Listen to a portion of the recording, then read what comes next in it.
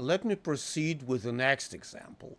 In this case, it was an AI improvement tool that worked with a machine-translated manual for an e-scooter, and in this case it was a specification translated into Ukrainian.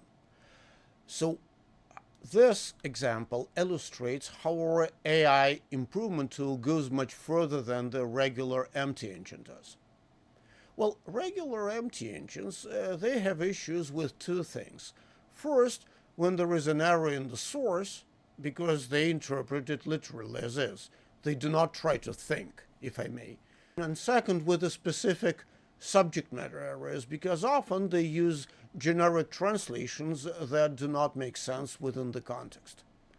So in this particular case, the AI improvement tool did a very interesting thing. So first of all, it provided context disambiguation.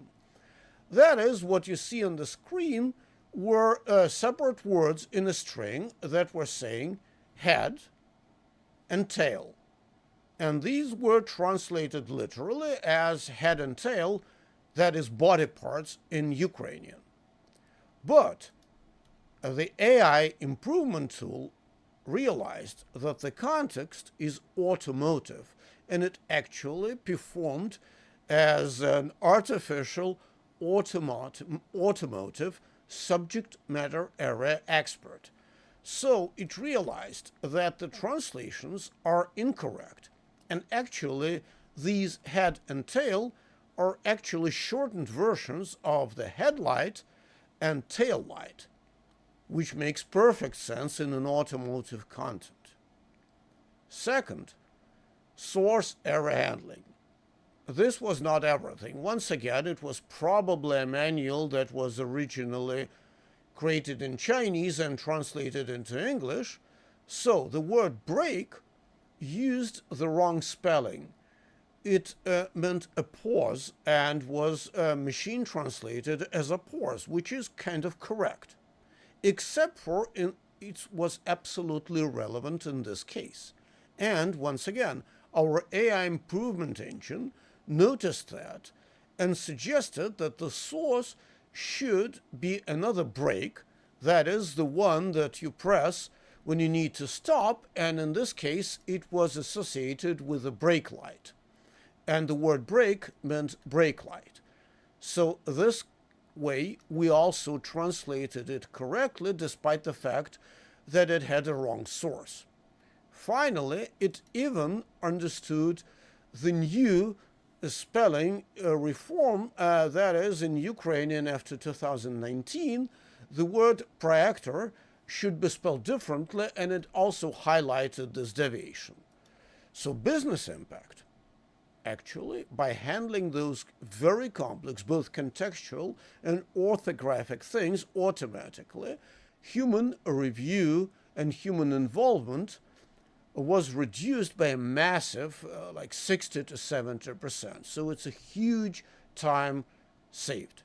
My final example deals with catching inconspicuous semantic errors and going well beyond spell check. So in this case, it was a corporate software interface, and the string in question was very simple. Click here to send the file.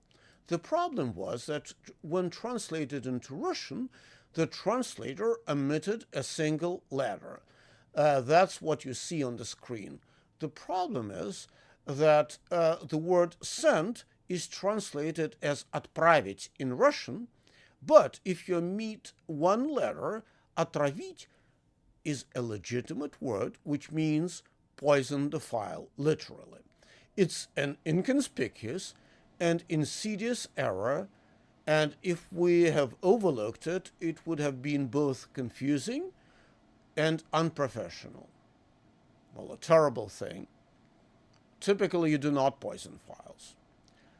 Well, regrettably, traditional spell-checking tools and traditional QA always overlooks these things because the word poison, I mean the translation, is a legitimate word. It's also a verb, so the sentence makes perfect sense. It's flawless grammatically. So no regular checks will ever notice that. But that's where our AI LQA engine has interfered, because it's checking the meaning, not just the spelling, and it also uses the context. In this case, the context was a piece of software, and typically users do not poison files, they send them. So the system immediately flagged this as a critical semantic mistake. And that way, luckily, we didn't send this erroneous poisoned file to the client. So instead of leaving this insidious error, we fixed it. And that's where actually modern AI-based QA goes far beyond standard tools, because it checks both the context and the basic logic. And this is a great thing that traditional glossary-based and glossary matching tools completely miss. One thing to mention here, that unless you are ready to spend significantly more time on checking everything manually, you would never find this thing. And humans tend to overlook this as well. To summarize, once again, we are by no means suggesting to eliminate humans from the translation or content creation process, but providing them with proper, developed, and fine-tuned AI-based improvement and quality assurance tools, we make it possible to reveal considerably more errors, especially the insidious ones, like distorted meaning, errors in the source text, and some other things that are impossible to figure out unless you are aware of the subject matter area, of the context, and everything like that.